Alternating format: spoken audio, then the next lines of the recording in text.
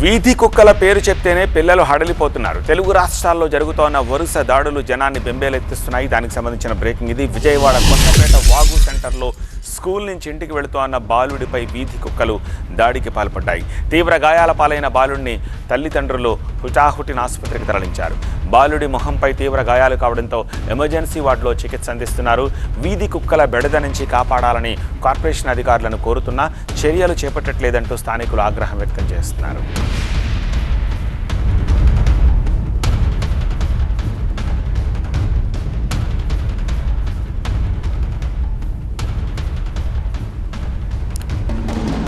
తెలుగు రాష్ట్రాల్లో జరుగుతున్న వరుస దాడులు జనాన్ని బెంబేలెత్తిస్తున్నాయి. విజయవాడ కొత్తపేట వాగు సెంటర్లో స్కూల్ నుంచి ఇంటికి వెళుతోన్న బాలుడిపై వీధి కుక్కలు దాడికి దిగిన దృశ్యాలను చూస్తున్నాము.